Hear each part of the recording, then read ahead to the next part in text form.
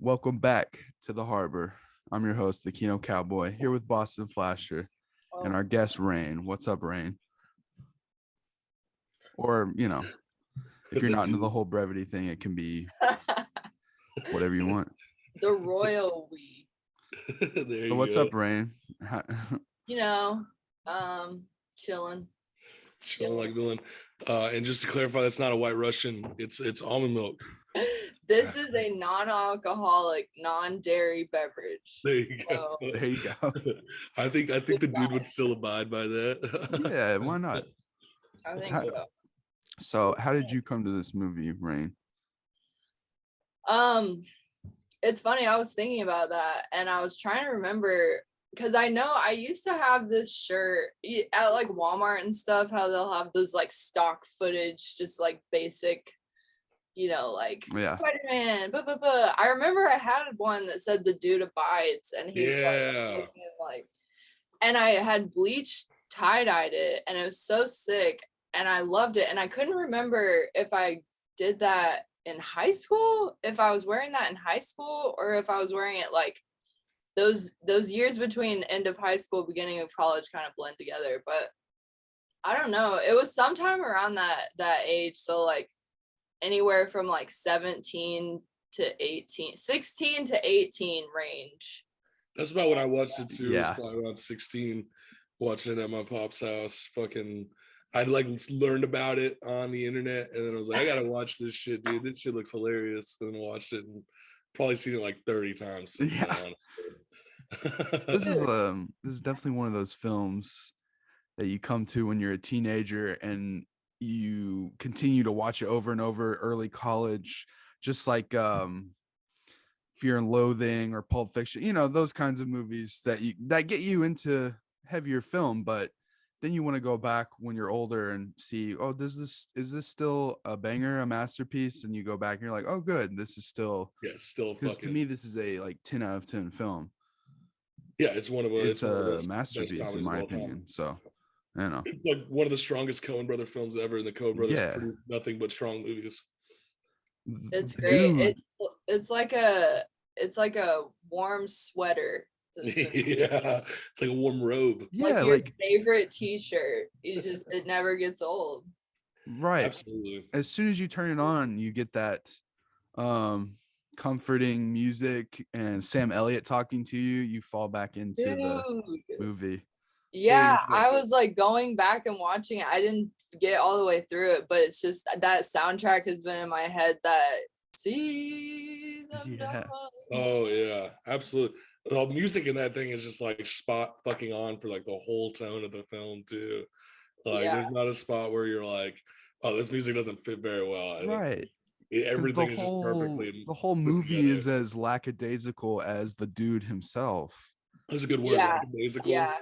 That's good. Yeah, it's like a mirror for that. Like the whole larger thing is a mirror, micro to macro. Right. And they present right off the bat, they present the dude as like this mythical figure, Yeah. Like just the he's way atypical. They're saying like he's the man of their times, early 90s. He's like the embodiment of like the death of the hippie culture though too. Like still trying to like keep on, man. Barely hanging on. Yeah. Still making it though. I know fucking people today who are like the dude, man, that I meet at like music festivals or shows and shit like that are like in their 70s and 80s and still have that mindset. Yeah, man. Those old souls. I've worn these in the grocery store before. And I was like, dude, if you don't feel like dealing, it's like just put on your inner Jeff. Oh, sorry, your inner dude. Right. Or El Duderino. Yeah. Dude, what is the other one? Dude. It's hard not to quote this thing. Duder, El Duderino. Or what's the whole brevity thing? The fucking first thing that made me like realize I really enjoyed this movie is like 5-6 minutes into it when he goes and pays for milk with a check. Bro, I know. I lose my shit every fucking That time. immediately sets the character right And- there. Yeah, dude. and like I love this is totally sidebar, like not even relevant, but I like looking into that. If you look at his checks, like the art that's on his checks, it's like whales, like killer, or yes. like humpback I've whales noticed that, or okay. something, which is funny because it's kind of feminine, but like he's Hey, I man, don't know. the dude just is. There is no, it's just Yeah, the dude. yeah. It I does love shit like this. that. Hey, we've got the expat. Hey, What's up? you're an expat. I was busy fucking your mom. I don't know. Good one. Tell my mom I said hi, dude. I haven't seen her in a while. I did. Cool. So what's up, bud? Welcome to the cast. Or we just started. Yeah, we're talking about just how well him writing a 68-cent check sets his No, it's a character. 69-cent Or check. 69 cents. Even Sorry. better. Get your shit right. Yeah. Yeah, Yeah. sorry.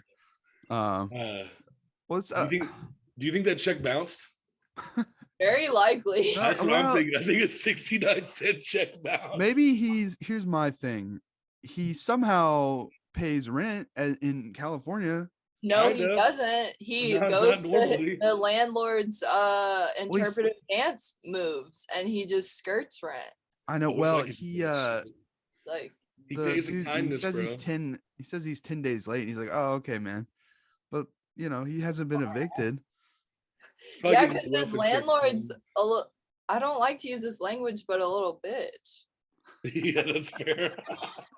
I don't know what other way. I think he just wants a friend, man. He's like, Maybe No, he he's just not a little bitch. I admire his landlord, to be clear. Yeah. No, his landlord's a strong, independent woman for expressing himself in that way, for being able to do his interpretive dance. I would 100% go to some weird interpretive dance thing that I Oh, truly yeah. probably didn't understand to Oh, get my yeah. rent paid, man. I'm fucking down Especially for if that. you're stoner bowler. Like Yeah. that's the place to be if you're high. Well, no, that's my favorite thing about the dude is that when he says, I'll be there, man, he legitimately is like, he He means it. means it. The dude abides, bro. It's beautiful. It is beautiful. I'm glad you said that. I wanted to say too, because this was fresh on my mind. I thought it was interesting. Like at the beginning of the movie, okay, because I was listening to, and shout out to the Cinephiles. This was Steve Morris and John Roca who like do the Cinephiles and talk about it, and they have great facts. But they were mentioning how it's a period piece, which is really interesting because it's only a period piece of like 7 to 8 years or so. Like it was like made in like 98. What year was it made? I don't know. But it was set in like 91, 92. Right. Which is kind of a bizarre, like it's so recent. I guess now it would be considered more of a period piece than then, but yeah, that's interesting that they would consider if I don't know if anybody would describe it as a period piece. Well, no, it is. It's definitely an early 90s period. It would be like right now. If we made a movie will not stand. Yeah, it immediately sets it with George Bush saying shit, Yeah, okay. I guess that makes sense. I never really thought about it that way. Of course, there's a good callback to that when he's in Lebowski's office and immediately rips it off. That Saddam and the Iraqis is like, it's like a trope throughout the whole, like it's like kind of this like whispering echo. Yeah. Like, and also using the use of problematic language is such a running gag in the movie. Yeah, Walter Kotek in general is like one of the most problematic characters ever fucking written, and he like makes this fucking movie for a lot of scenes. Oh, for sure. Him and fucking Jesus, dude, like are two of the best parts of this movie, man. And just like within 1 minute, the dude calls the dude a Chinaman, and then Walter says it's not the preferred nomenclature, and then Walter calls him a Chinaman, all within like a minute. It's right, like a contradiction. Like he's an unreliable source of morality, but at the same time, the enforcer of it. It's like this complete like labyrinth. Fucking that's because he's an unreliable enforcer of morality because Walter represents Western religion. You think so? Yeah. He's what? 3,000 years of No, tradition. no. The dude represents Eastern religion. Yes, he's the Zen Buddha master. He's like, I love that scene where he's like pissed off because of what was it? I don't know. I can't remember the context, but I know he's like just sitting in his house with a board and nails, and he's hammering nails into a board. And that's what he's doing. And that's a very Zen like technique. Yeah. It's like a Is that mindful a Zen like, thing? meditation. Yeah. Shit. Okay. Yeah. Totally. I know a lot of Zen day laborers. Day labor. Well, no. Zen construction workers. No, Yeah. I could see you displace your anger into something that's not, not in a play like a sentient thing. You just kind of displace that energy into that board. I need me a nail board. I feel like I'd get kicked out of my apartment though. Yeah, but you don't go to your landlord's interpretive dance things. I wish I did, dude. I wish I fucking did. Let's I really admire just like the whole cast of this whole fucking movie though, man. Like everybody is just everyone is so character is nuanced and iconic. detailed. Yeah, every character is iconic. There's not from like the dude being the main character in Walter, and then you have Donnie, who fucking shut the fuck up, Donnie, you're out of your element, and you even got like the nihilists who aren't really named, and like I still fucking vividly remember the nihilists every time I watch it. And Yeah. Philip Seymour Hoffman playing Brant, yes, I love Brant so much. Oh, Brant is so flawlessly done. Just in like, I love that notion of like just putting yourself in the bizarre shoes of any actor. Of like you're reading a flat script on a piece of paper, but like thinking of Brant like that, just like.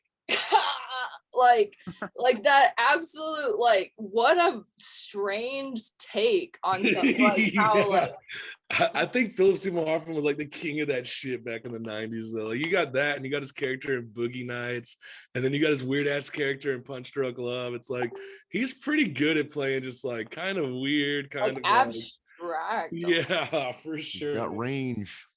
He's one of my favorite actors. Brant moment is when they first bring the dude in front of the fireplace, and Lebowski's telling his tale, and Brant like looks like he's about to cry, but immediately snaps out of it to go back to business. He's so like he reminds me of like Mr. Burns personified too, or not Mr. Burns, but Smithers. Yes, like a little bit of Smithers vibes. It's fucking great. Spot on. I just love how much the dude is able to take advantage. Smithers is the Mr. Burns' assistant in The Simpsons, and he's like secretly in love with him. Was never a Simpsons fan. Yeah, man, I got into it in the last few years. It's the shit. Those first few seasons are the shit. Oh yeah. Their yellow skin is perturbed me. Is that man? I had a class in college. It was like a couple years before everybody got in arms about Apu. That was like all the white people are yellow, but any person of color on there is their actual color. And I was like, I'd never fucking noticed that. And I was like, I don't know why I didn't notice that. Is there something wrong with that? Or? No, it's just like the way she was trying to present it as something like super like taboo and stuff. And I was like, it's interesting. It is. That's how I was thinking of it too. It's like it sounds like more Matt Groening trying to not make everybody the same. But I didn't know if there was a point there that they were trying to make, like, is it like racism? Like, I think that's what she was trying to go at. Internalized racism expressed subconsciously. Or I've heard the argument Apu should be taken away, but I've also heard the argument from a lot of comedians that are like Indian and stuff that are like really like that they had Apu because he was one of the most like diverse characters on the show.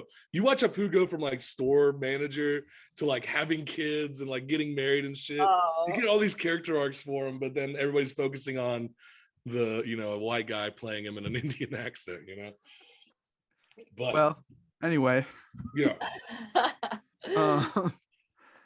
When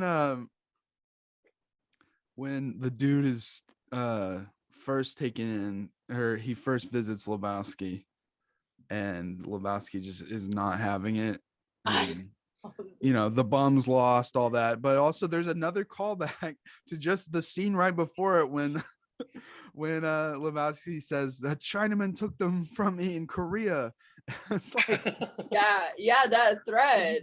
Like usually callbacks are better to me when like it's some time has passed enough scenes in between them, but this masterfully does it just one scene later, and I really appreciate that. And I was gonna say, dude, the writing in this is fucking top notch. There's so many subtle jokes that are just like that hit so fucking hard. Like I always laugh super hard when he drops the bowling ball. He's like, what the fuck is this? It's like, obviously you're not a golfer. Like that's a great fucking joke, man. There's so many of those like sprung throughout the movie that it appreciate the writing quite a bit. Very witty. Yeah, that's a lot of them might seem simple on the surface, but are not at all, and really flesh out the world and the characters. In my Absolutely, opinion. man. The Coen brothers are masters of that. Like craft. when he's holding Bunny's foot, and he's like, "You sure he won't mind?" She's like, "No, he's a nihilist." And he's like, "Oh, must be exhausting." I was like, man, I wish I would have listened to that more when I was younger.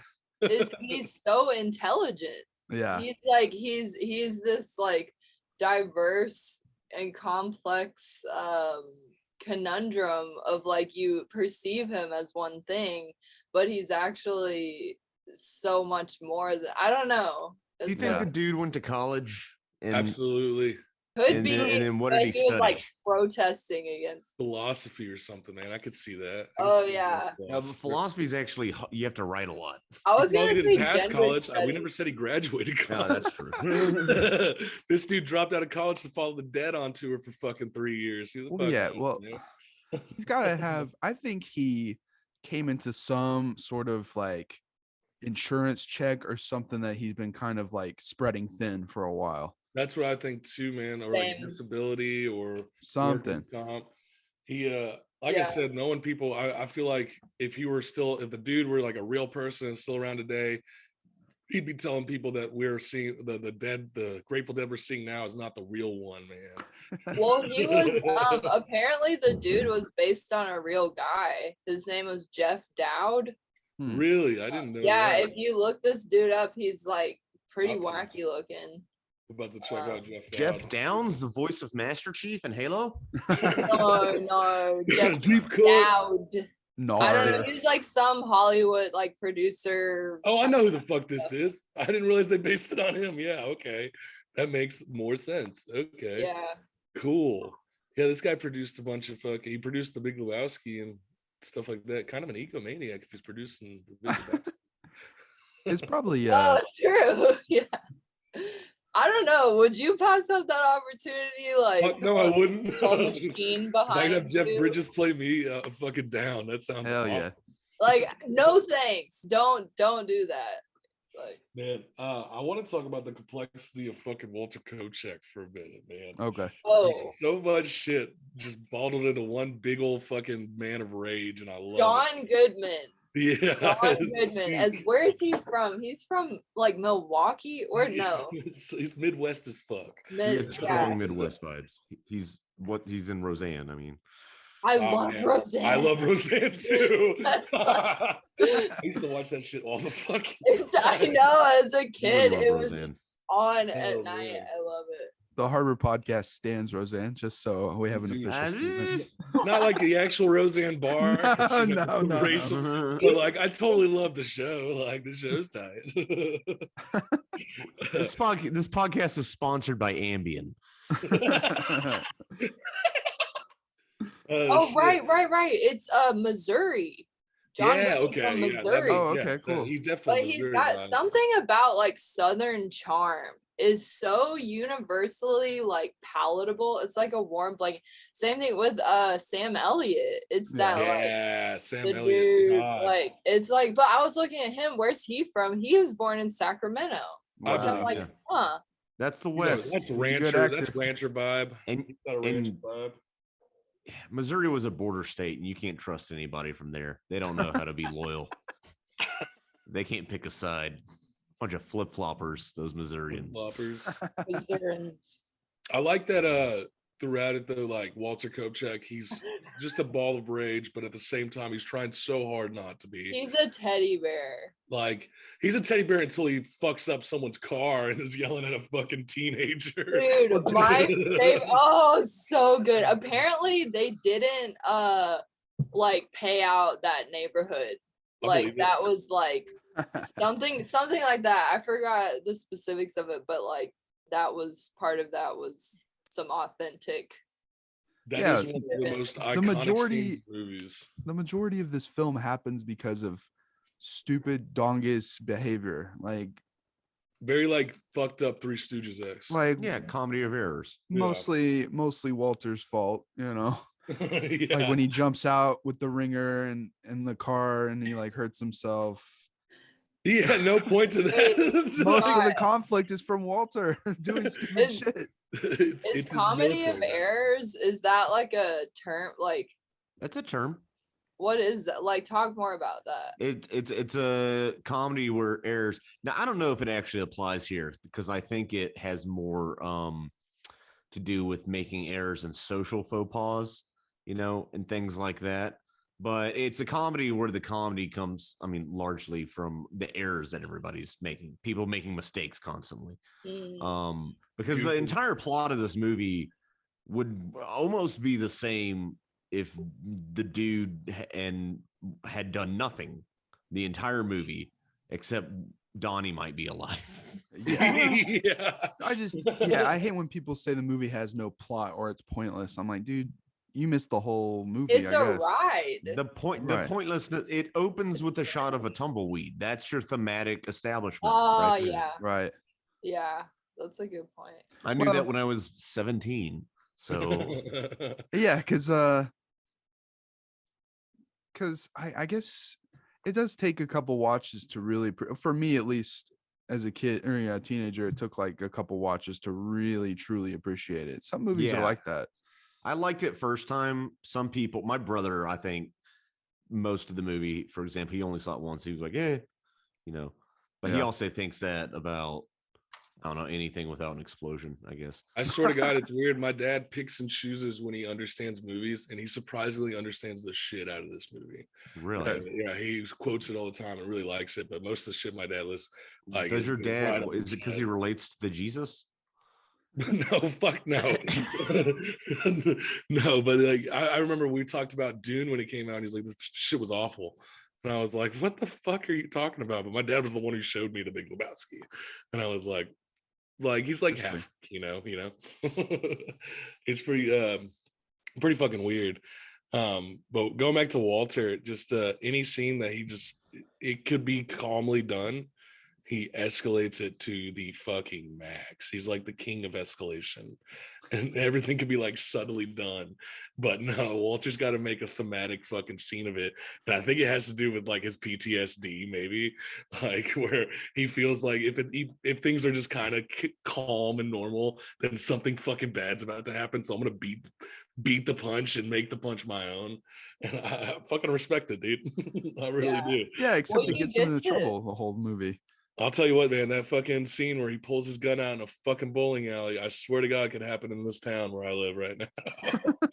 That angle is so great, that shot, because it's like his arm. Yeah. It's so iconically like. Yeah, it's one of the most like iconic scenes of all time for me. Well, also you see a little bit of Walter's heart, like when you hear him talking about her and Donnie Ackerman are going or whoever, Marty Ackerman.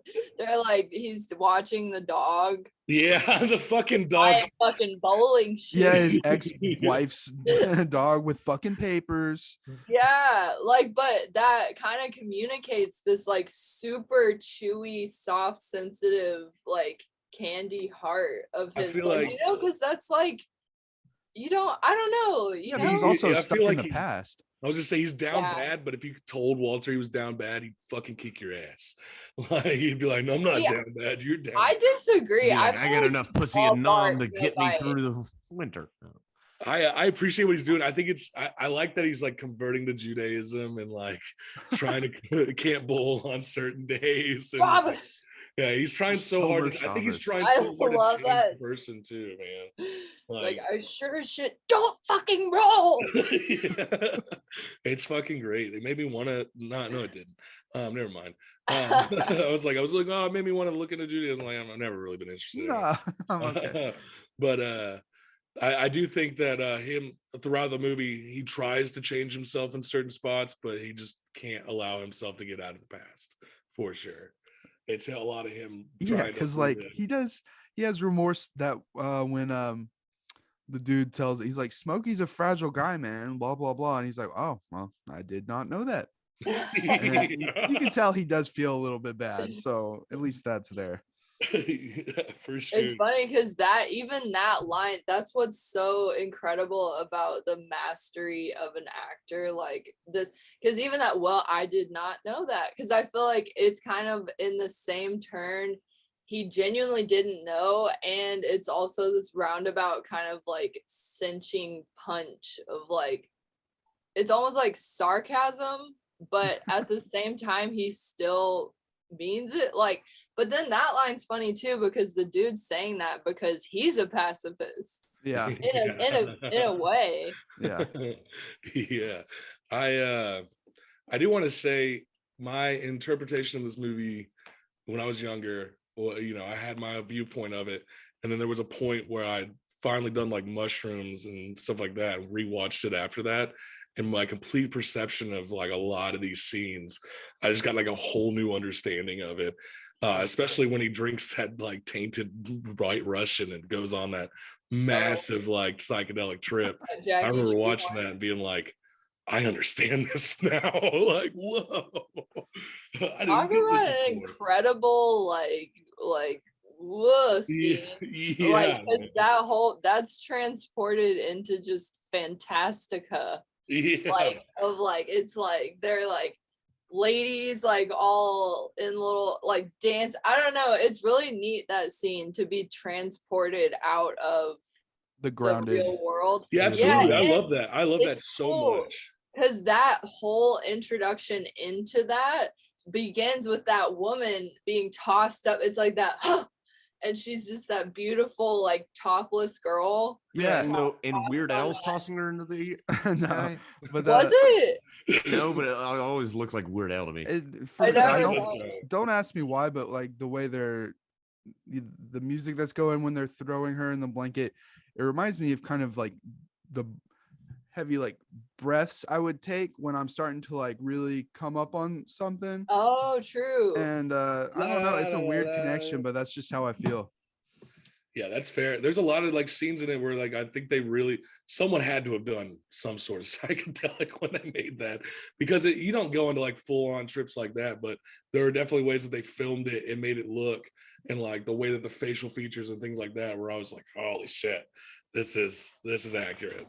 Dude, that's interesting, Kino, because you were talking like that because it's like, oh, but then it's that woman vocal, she's like, oh, yeah. And that was making me think of just like the feminine role in this movie, because the cast is large, it's just these three guys, but it's mainly the dude, and then you have that little punctuation of Maud, but he's really the only. Well, I mean, but then there's what's her face, Tara Reid, Bunny. Yeah, like Bunny Lebowski. Yeah, it's kind of interesting. I've never really thought about that at all, because like Maud is this own like powerhouse. Does the female form intimidate you, Mr. Yeah, Lebowski? yeah. Do you like sex, Mr. Lebowski? And she's watching that porno and she's like commenting on how the plot is like ridiculous. I love yeah. Dude, that's a really funny thing, like as like the woman being able to look at like sexual content like that, like you really have the skill of being able to look at it like without any disturbances, if you will. With like, no male gaze. Yes. Well, yeah, but like dudes, I mean, it's kind of like, it's like a function. You just like, I don't know. It's interesting hearing her comment on that, because she's just like very dryly like I don't know. It's interesting that like butting up against like a porno, which the whole like intent and purpose is to get men particularly aroused, but like she's standing there just like bored. Like she's a strong woman, and the brain is the largest erogenous zone. That's fair. Yeah, she is a strong woman. I like her friend in the room. Like David Thewlis, you got fucking. Oh my gosh, he's so fucking weird. The werewolf. Yeah, he's Harry Potter. I love fucking him. Lupin, dude. I remember realizing that and being like, what the fuck? Like, David He Thewlis is dope, man. He is dope. He's one of the weirdest characters in that whole fucking movie, man. He's great in the Oh, Fargo TV series. I That I've heard like about that. shady slime I guy. fucking love that TV series, Rayne, and no one ever fucking talks about it. It's so good. It's so fucking good. So One of my favorite TV series. Yeah. I could go into a whole podcast about that shit, but we won't. Bro, I'll go. I'll go. I love that. Oh shit. Watch it. What's funny is we never get to see Bunny and Lebowski interact. You know, That's true. even though he's like giving her an allowance and shit. It would have been interesting. I think it was purposeful though that we never see how they operate. Well, she's like the quintessential like trophy wife. That's the wife Right. that he can take pictures with.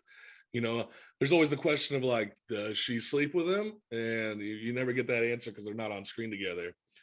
Plus, you know, he's I feel like you know that she does. Well, yeah, and you know, he's sick of her and he tries to pin it on Lebowski, so it'll all work out. But hey, man, you gotta get your back somehow. She just drove to What Palm do you mean Springs. he's sick of her?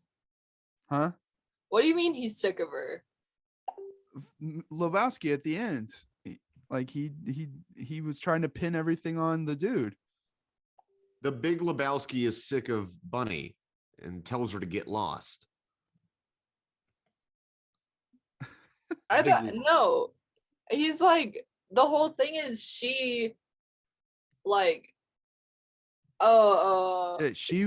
she drove. It's confusing, but she drove to Palm Springs to see her friends and didn't tell anybody, and the nihilists know her, so I guess they knew she was going to Palm Springs, so they used that as a time to try and get money. And Lebowski was going to just give him a ringer anyway. There wasn't going to be money in the briefcase anyway, so they're going to use a deadbeat like the dude and use that as an excuse to have her killed by who he thought had Bunny. right. Okay, so this is a thing too, is like and they mentioned it in the Cinephiles how this is kind of like a detective like murder case, right? Yeah, like outline. it's like almost like a experimental neo-noir. Yeah, that's one of those things where it's like interesting how, because I've seen this movie so many times, I was thinking about it, it's probably the movie I've watched the most in my entire life. Wow, It's definitely Like, one of them for sure. like it's one, seriously, that it's just such a comfort to me to have it on. And I have this really potent memory of like I was going through a really hard time in my life, and I was just it was on, and it was like, I don't know, it's like I've seen it so many times, but then you talk about that plot, it's like it's funny how my brain just like accepts what's happening, and it's not even a movie where I need to exactly analyze the nitty-gritties of it, which is true magic. Like when you're able to like watch a film that like lets you, because you're suspending reality anytime you watch any type of media, but like that even further, like Russian nesting doll within a suspension of reality where you're like, okay, the plot's not even that important, right, and this is still fantastic. I definitely agree. It's this is one of those movies that has like a lasting legacy, I think, on the fucking world at this point. You know, we've got a dudism religion at this point, and like of which Adrian is an ordained priest. yeah. it's true. Are you? Yeah, you can go online and become a Dudist priest. I know that. I did that when I was like 19. Yeah. Really? Which is fucking cool, man. I've always appreciated that. Cool.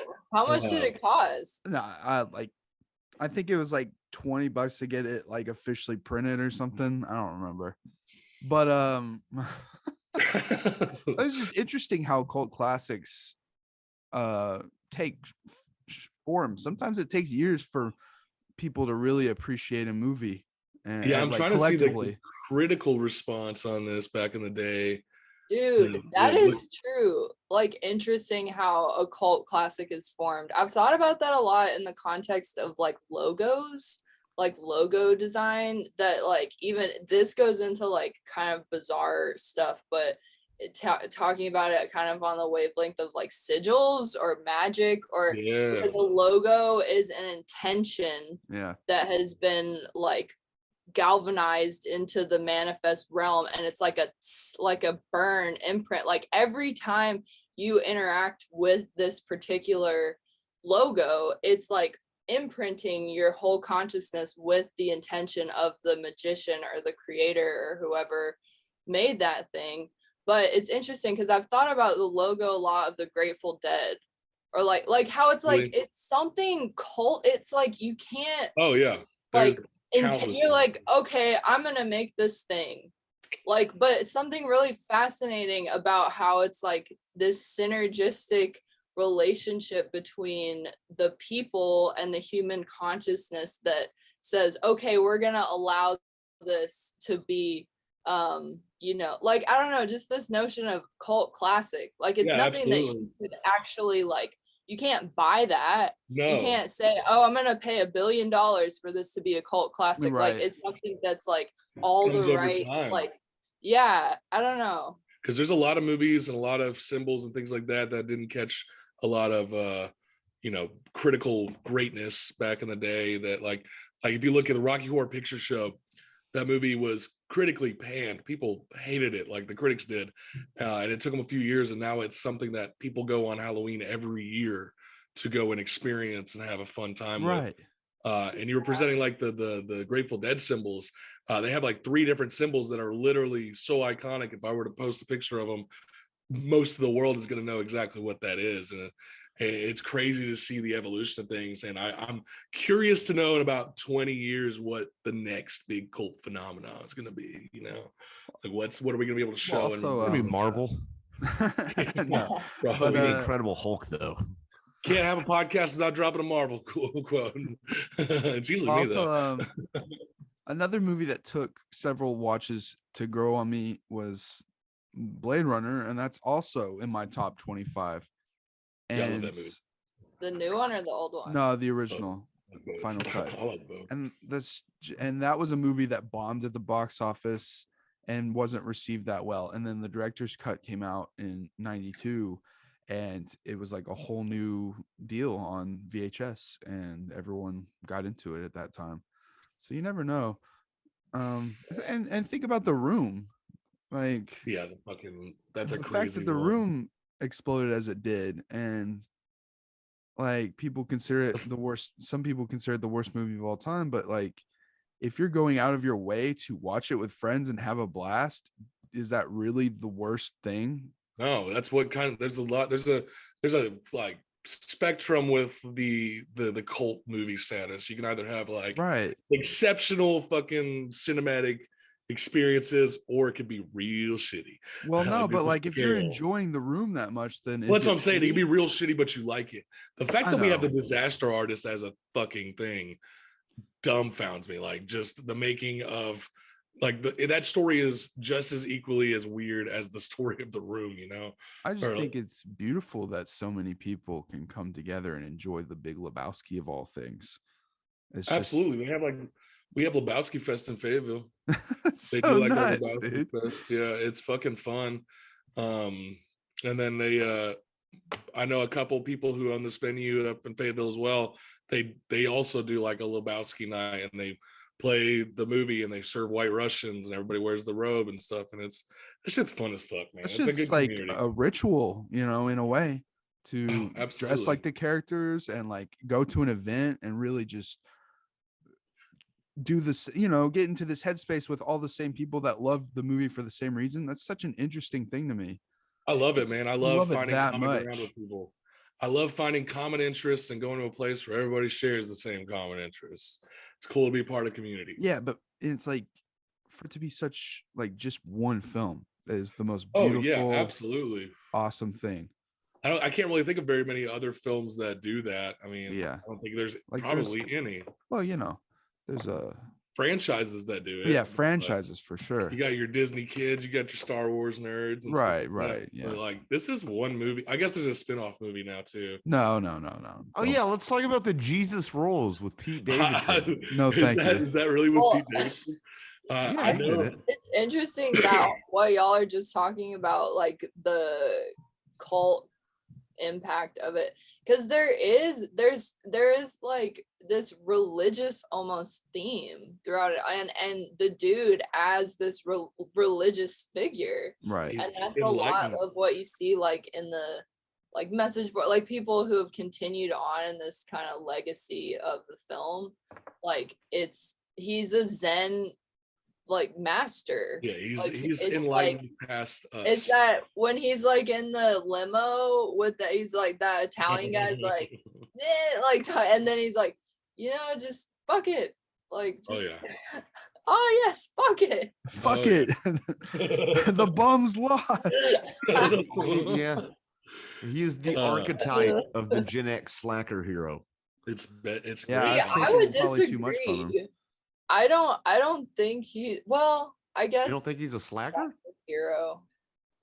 Yeah, no, I said that and I was like, well, I don't know, but there's something like really deep about. There's something deeper about it. There's a zenness that goes like, deeper than a Coachella. typical harebrained adolescent anti-authoritarian, Nirvana wannabe Gen X slacker. And obviously he's older than Gen X, but I'm gonna put him in there just because he kind of comes from that hippie generation, which I guess some of those ideals went into like a weirdly nihilist sort of Gen X thing. I'm just spitballing here, but I guess he also literally rejects nihilism at the end.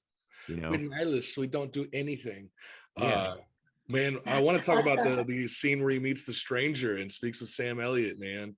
That is prophetic. That is like the full on, he's meeting I always interpret him as God, like as a form of God or something like that. And I love that Sam Elliott in my head is now canon as God. That's that's how it's been since I was a kid, and if I ever imagined it. But he gets that moment. I really loved him as Thaddeus Thunderbolt Ross in Hulk, Ang Lee's Hulk, which is the next cult classic. Dude, can you guys see this? Hell yeah, dude. Yeah. That's dope as this shit. is a pin that I got at a music festival a long time ago, and I traced it. The tracing isn't the same, but like it's like Buddha. Throw that shit on a t-shirt, I'd wear it. I like it. Yeah, dude, it's sick. And like, I don't know, it's just interesting because I was at a music festival and some guys just walking around selling these things, like, and that is like the trickle down, like, that someone made that art because why? Like, things don't just happen for no reason. There's always a system of architecture that has been the precursor for them to be rendered. So it's just fascinating because like and it's interesting too hearing y'all talk about, like, I was thinking about this. Like this like notion of initiation, like, because when the Big Lebowski dropped, apparently it was like not a big success, like it wasn't. And there's another one of my favorite movies, Shawshank Redemption, like same thing, where it was like kind of like at the beginning like a bit of a fizzle and just wasn't much about it. Like, I don't know, I wonder about like cult classic and this theme of like it's almost that initiation like ritual of like you go through like the drop and no one cares, and then I don't know. There's a lot. That's kind of like what a cult classic would kind of be considered for a lot of things. There are some movies that are successful and they develop like a following like that, but to like really be a cult classic is like it isn't appreciated until later in its. Well, here's the question: distance. Does a cult classic have to do poorly at the box office to become a cult classic? Yeah. Let's look up like the actual fucking. We're getting into a semantic argument here. I guess there's like a bonding period because it's like bonding of anyone. If you like this like niche movie like I do, there's like this unique bond between us. Right, like, because there's cultish aspects to Star Wars, but I don't think anybody would call that a cult classic. Right. That's one of the most successful movies of all time. So the inclusive definitions say that it's basically just like a dedicated fan base that forms an elaborate subculture, repeated viewings, dialogue quoting, and audience participation. And a lot of things say inclusive definitions allow for major studio productions, especially off box office bombs, while exclusive definitions focus more on obscure, transgressive films shunned by the mainstream. So yeah, it does have a lot to do with like Yeah, because you can not being see socially acceptable. you can or see whatnot. movie companies really trying to like capture the cult classic culture and like try and falsely make their movie like an immediate cult classic or try and like meme it into a cult classic and stuff, and people immediately reject that usually on the internet and just can tell. Absolutely, No, people can smell bullshit a Yeah. mile yeah, away. you can tell when it's man-made fucking cult classics and when it's not. Yeah. It's interesting too, because just looking up the definition of cult, I mean, it has obviously like strong religious affiliations. So it's just interesting that like interplay between the word cult and cult classic and even culture. Like it's got this like synonymism, is that a word? With And uh then it goes full circle It is now. by having a religion, a literal religion named after it. Well, it's yeah. like, what is religion at its core? It's just a group of people that all share the same kind of mindset or mindset and share in values and things like that. And a lot of people will take like cult films and things like that. And rituals. Yeah, And what is a film but a ritual? And Yeah. What I is wrote a white this down. Russian but a sacrament of transubstantiation? Like, I want to be baptized in a pool of white Russian. The people like yeah, Yes. people oh God, that was, Guys. I'm sorry. people people take the rituals like real serious too. Like Yeah, dude. like when you go see The Room and everyone throws spoons at the screen, or like in the Rocky Horror, like those Rocky are very Horror tangible rituals and not just vocal or internet related. Which to our audience, if you get the chance to go see a cult movie in theaters and they do shit like that, fucking do it. It is super fun. I do it Yeah. once a year with Rocky Horror, man, and that shit's so much fun. Like, Well, yeah, I wrote down, I'm very like, I skew into the esoteric, so this probably sounds a bit, but like, okay, I was writing, movies are a hyper distilled potion of energy, an energetic collection that you are to imbibe and feel into the effects of. It's like a drink. Like Yeah. a substance. A movie is a substance that you partake in. What in God's name are you blathering about? I love that line, the way he says it. In God's holy name are you No, I get it. It is it's nourishment. A good movie I feel nourished after spiritually. That line is so, because the dude is just like, man, did it ever occur to you? He literally was sitting there blathering. And that's another that you mentioned it earlier. I don't know how written that was in the script or if it was a general like direction, but imagine that little speech he gives of, man, have you ever considered like imagine seeing that written down and then having to interpret and perform it. yeah, for sure. That's That insane. stuff blows my mind. Actors, Masterclass. you're talented actors, guys. They are talented actors. I wish I had a fucking talent.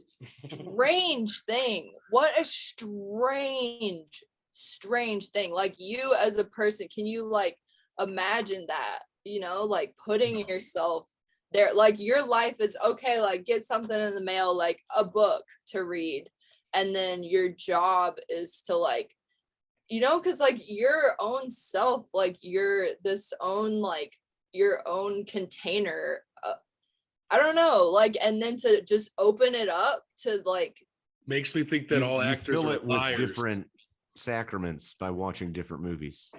You fill up that container. it's And strange. then you mix it up like a white Russian and you spit it back out. Dude, this is just so random, but it's one of my favorite quotes of that, like when he's like, well, a couple actually, but when him and Walter are walking And he's like, they're gonna kill that poor woman. And Walter's like, they're gonna kill that poor woman. Poor woman. And then they're walking on the fucking street. And it's LA and no one gives a shit because all that shit happens all the time there. Yeah, it's definitely like a place where Walter's so convinced that it's all bullshit, and he's partially right. You know, she went to Palm Springs or whatever, but yeah, he is so good. He's so sure. Yeah, the diner scene where he's like, I can get you a toe. With nail polish.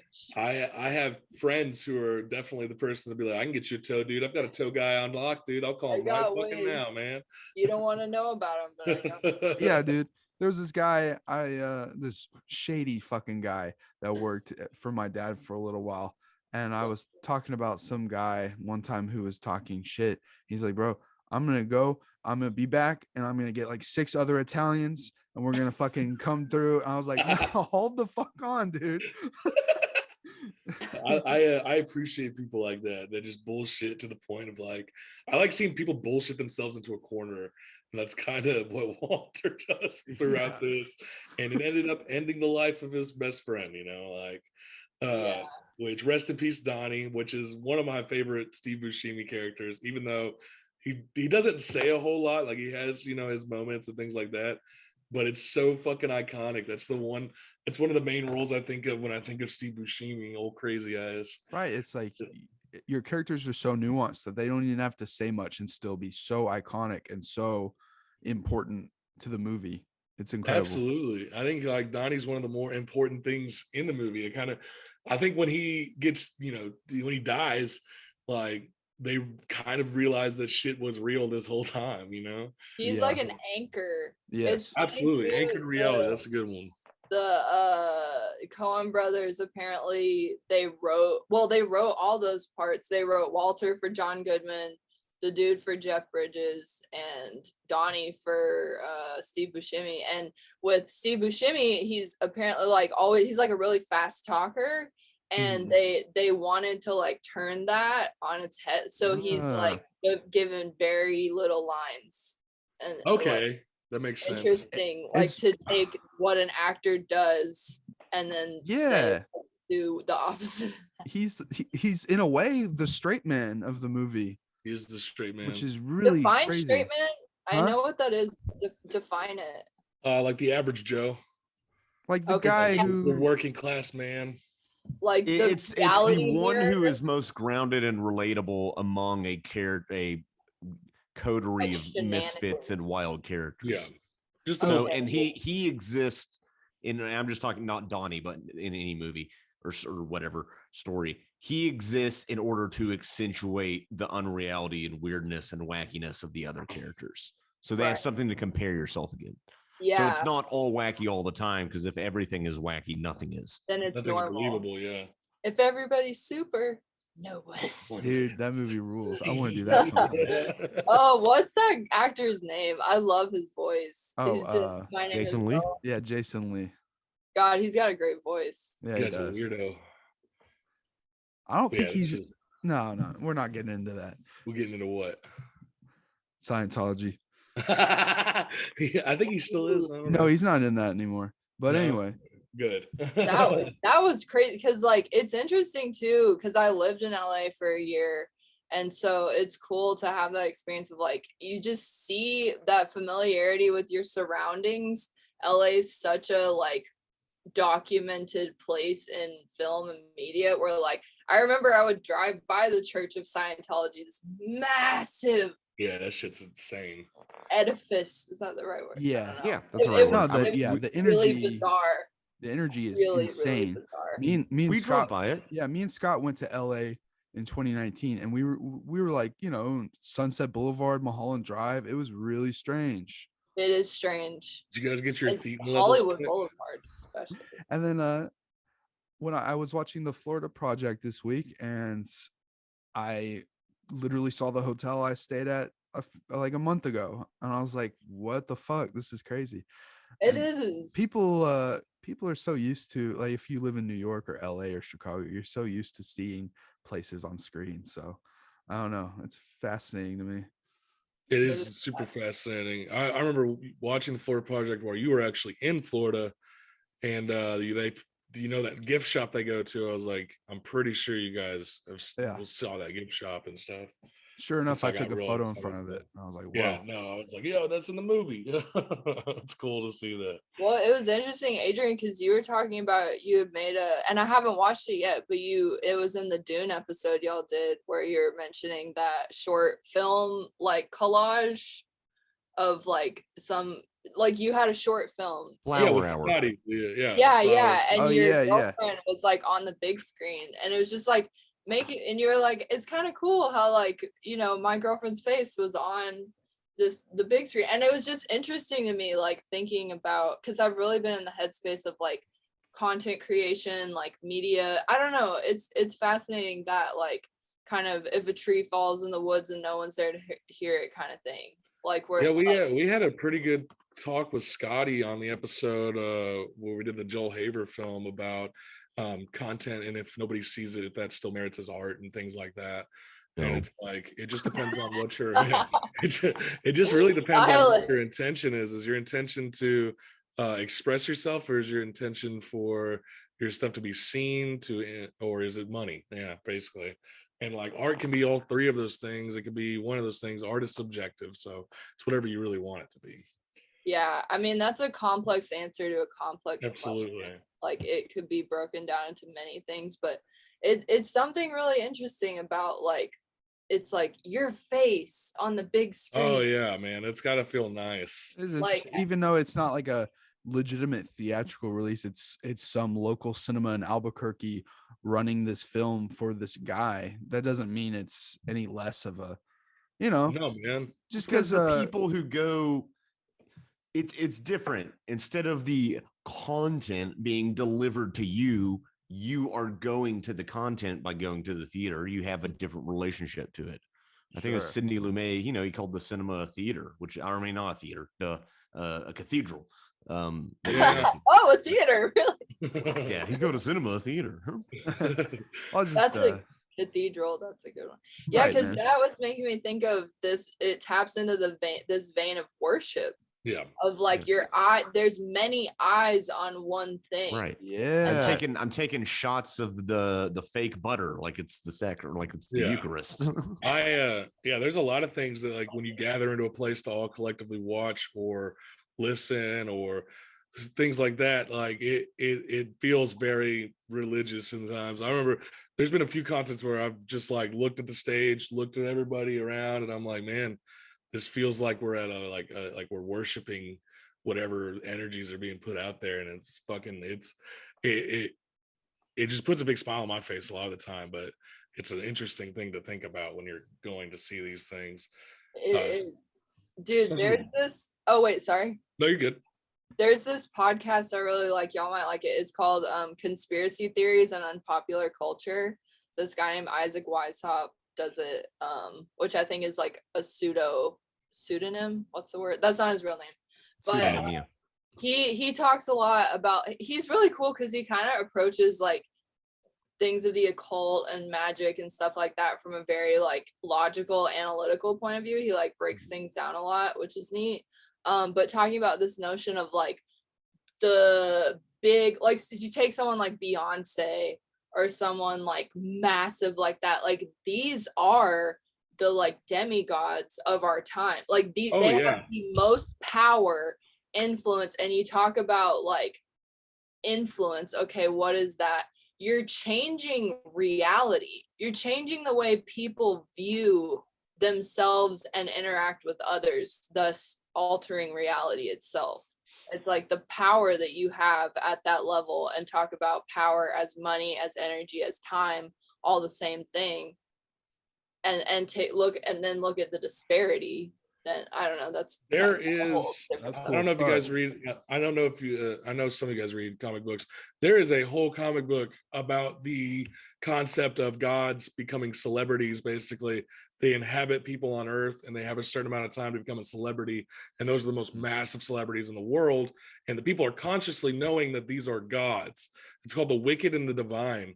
Fucking fantastic read, really interesting. But it definitely delves into the concept of like celebrity and like godhood and like worshiping celebrities and super fame, and it's really fucking cool. Like That's one a of the big fucking sick concept. dude, yeah, there's like one of the main characters is Lucifer, inhabiting and stuff like that. Like you get different, like you don't just get like the biblical god and things like that, but you get like Horus, and like it's a mixture of different cultures. But it's super good, super beautifully drawn, really well written. I think it's back from like 2014. Highly recommend. Yeah, you should put a link for that at the end of this. I just typed a note to ask you about it, Casher. Yeah, I got you. I can throw this on there real quick. I don't know. Yeah. That was making me think of too, like this is kind of we're on a whole different thing, but like gatekeepers, because like you don't just get that famous from being talented. Like you don't. Not a lot of the time, no. It's a lot has to do with like there's a lot of people that grew up with the privilege to be able to do that. Now there are some that like can get super famous. It just doesn't happen as much nowadays. Right. But back in the day, it used to have to be more common. But nowadays we have established celebrity families at this point. Like the Coppolas, you've got Francis Ford, but you also have like Nicolas Cage is a Coppola. Yeah. What Jason Schwartzman's a Coppola. Like, Wait. Oh, really? Yeah. Oh, this is like a family. Yeah. Like, I know Francis Ford Coppola. Yeah. So like Nicolas Cage, he changed his name from Cage to from Coppola to Cage, but he's a Coppola. Right. And then you've got Jason Schwartzman, who's like in all those Wes Anderson films and things. He's also part of the Coppola family. And they change their name when they go on screen, but they definitely use that name to get a break into the business. Yeah. And, you see that more and more nowadays because years. I would say it is easier to get noticed with the age of the internet, but now you have more people fighting for exposure and for people to watch or look at your stuff more than ever. So it ebbs and flows in ways. Absolutely. And we were talking about, like, just because a movie doesn't come out in theaters doesn't mean it's not a movie. No, absolutely not. Like Moon Man has less than 1,000 views, but does that make it not a film? No. Yeah, dude, I've been just admiring your progress, Adrian. I was thinking too, like, who did your intro music? It's really good. For this, yeah. Dylan Rodriguez. Oh, word. Yeah. I didn't know Dylan made that. Yeah. That's cool. It sounds good. Yeah. Yeah, but I think it's the thing, and that kind of touches back into the tree falls in the woods. Does anybody hear it kind of thing, like riddle of creation of like at the end of the day, like when you leave this planet, no one's keeping track or keeping score of like the way. I don't know if you've read the Bible, Rayne. I didn't finish my sentence, Scott. No, I'm kidding. Sounds a little. I'm joking. But I like, think you got a score system when you die. Thinking of like, because money is the score system, right? Because money correlates to visibility, correlates to this perception of success. And that's what I mean of the score sheet of, because I do very much understand that there's a force that is keeping track. Nothing goes unnoticed. No deed goes merited. Yeah.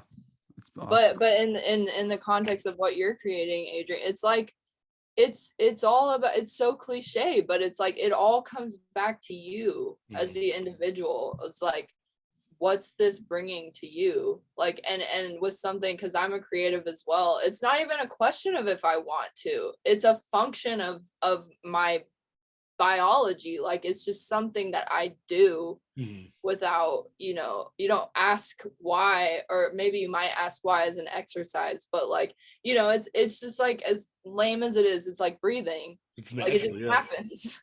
Natural. That becomes to you naturally. And it's like, I we're coming up on 10 years of being out of high school. You start thinking about these things. It's like, what do I have to show for it? Well, I'm not famous. I don't have money, but I've made 3 feature-length films, over 100 short films. So fuck it. That's Yeah, right. Something to be proud of. That's fucking insane, you know. You know. It's like I said, art is objective. Art is you can look at it as a product, or you can look at it as a way to express yourself and things like that. And sometimes those things correlate, sometimes they don't. But success is not measured through physical means. Normally it's, you know, your impact on yourself and others.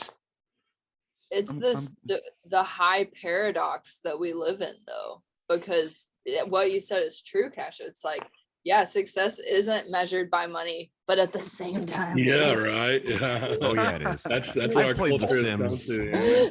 I And then you play got- The Sims.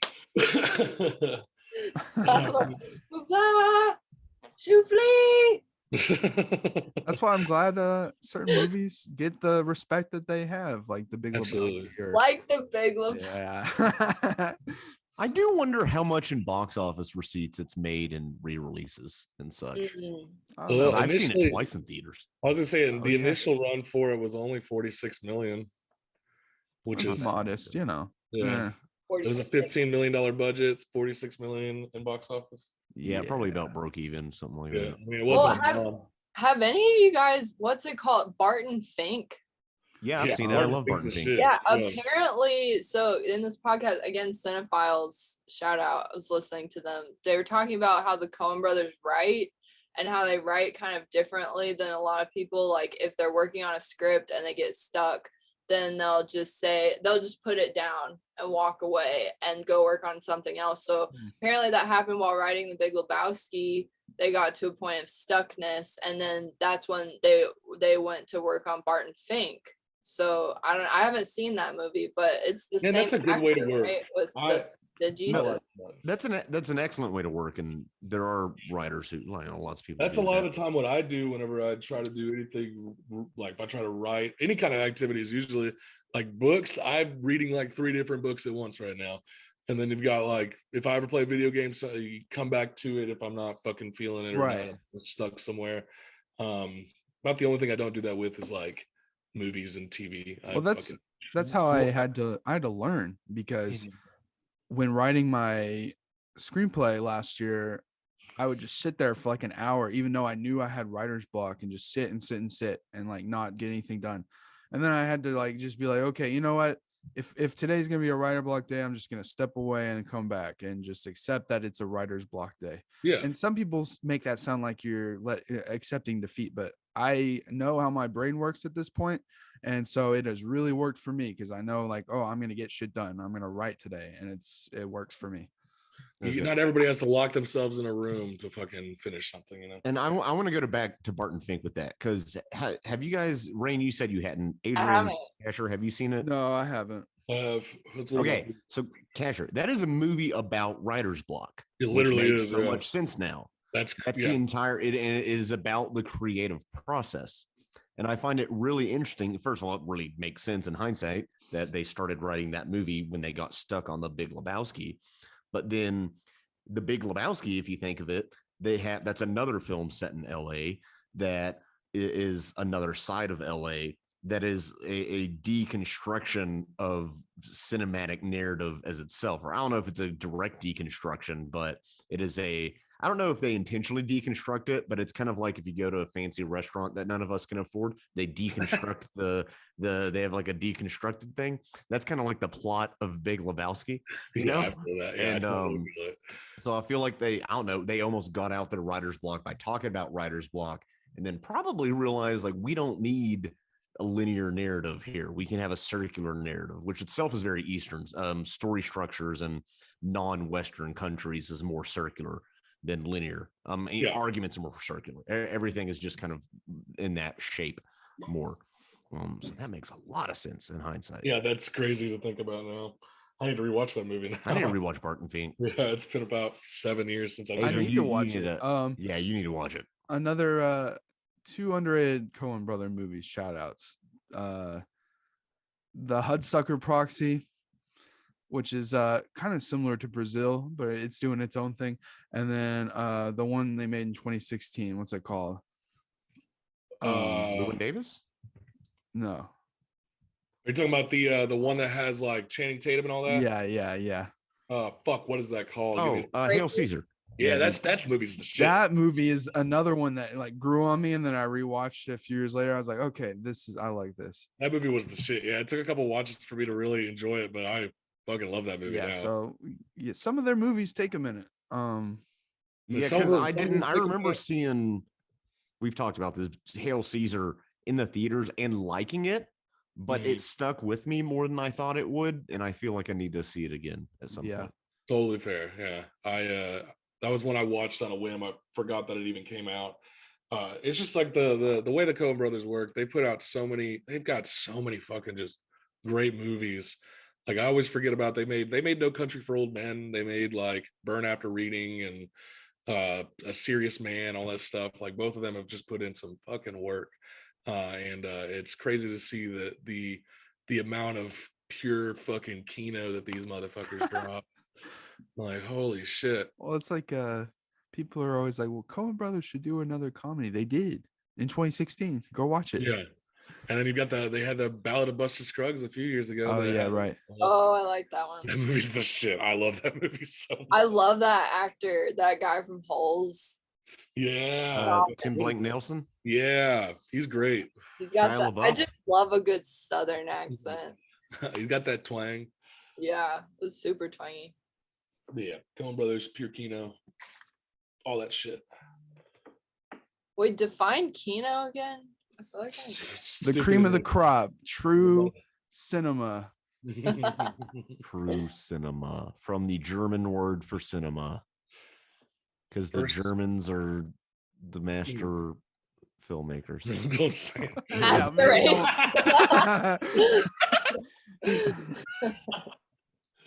Oh shit! Right. Yeah, I was thinking about, this is back on the Lebowski, but I was thinking about the color palette of the movie. Oh yeah. Like, and that's sepia. really, sorry. It's like almost sepia, like yeah, it's like sandy, like, but like, and then the neon of that bowling sign kept coming. Oh, yeah, like it's awesome. sandy bright, which I guess that's kind of LA. It is. It's a neon sign in the desert. That's LA. Yeah, for sure. It's well, I guess that's Las Vegas. Yeah, but that's LA too. That's the West. Yeah, and that's the allure of the West, of the American myth of westward expansion. You know, American myth. Whatever, colonizer. Mr. Expat. Rayne, we don't know each other. We're not friends, okay? We're not friends. So you watch your fucking mouth. Okay. Yes, sir. Oh Jesus! I'm fucking with you, but not really. Yeah. I forgot. I forgot to tell you, Scott's really insecure about being in Spain. So you're what? Sensitive? I'm insecure about a lot of things. Hey, you're insecure about being in Spain? I'm just insecure about everything. No. All right. Yeah. Anyway, you got anything else to say about The Big Lebowski and the art of a cult film? It's fucking great, man. It's pure Kino. You want to plug anything, Rayne? Wait, I feel like I just wanted to touch on again kind of this like notion of energy, of magic, of movies as a collective consciousness pooling, movies as this representative of or an embodiment of, like, it's like a book on a bookshelf. Like it's this, I don't know, kind of just this notion of like all of the collective consciousness energy that's poured into a movie to render it to be the thing that it is, because there's the rendering of what it is in its creation, like, but that's a whole nother thing than what it turns out to be. So yeah, I don't know, that's like kind of more intention versus what actually happens can, it differs from case case. Yeah, and it's I love that. I do too. It's cool because some things can be the director has their own intention, and then other people can interpret it the way they do, but it's still just as fucking meaningful. And I think that is art as a whole. And I love That is art, and God is the master artist, because I would say God creates in the same way. It's like you can set things into motion with a particular intention, and they will be held to certain energetic structures. Yes, but at the end of the day, you can't force anything to be anything. It just you create it, you set it into motion, and then it is what it is. And so, yes, I would like to plug my website. Fuck it up, yeah. It's called I Survived Earth. Rayne's got the fucking drip. Sick too. What a cool name. I love it, yeah. Bro, I got some drip coming down. We'll put that in the description below. Yeah, but check it out. Building a brand, got big dreams, all that good stuff. Of course. Hey man, we'll put that shit in the forward motion. Yeah. I'm plugging the wicked and the divine. Instagram is at Peace and Glove. I always think about what is it, Justin Roiland? He had did this series on YouTube. It's really funny. You might check it out. Called The Unmarketables. And it's like, their names, the characters' names are like, I can dig that. I've never heard of that. I'll have to check that out. Look it up. But that's kind of how I feel with my name, because it's not simple. It's like, there's underscores in there. Like, just, I don't know. We'll put it in the description. It's all good. Yeah. And when I write something down, an idea, and then a month later you can see it visualized on YouTube as a short film, that's magic. I tell people that all the time. Follow the mooring line if you haven't yet. Follow the mooring line. And if you've been listening to our cast recently and you want to subscribe, please do, because once we get 100 subscribers, then we can actually have a custom, youtube.com/Kino Cowboy or whatever, because right now it's user /179654, so get there. We're getting some good growth too. A lot of people have been watching the last couple weeks. We've been crushing it. 500 Days of Summer. That was a good one. I want to watch that one. I saw that on your Twitter. It's a fun one. Yeah. We need all the support. Thanks for listening, guys. We appreciate it. Yeah, sure, I mean, anything you apply effort and consistency. That's right. Without fail. There you go. All about intention. Thanks for coming. Thanks. Thanks for coming, Coomers. It's been fun. It's been hella fun. All right.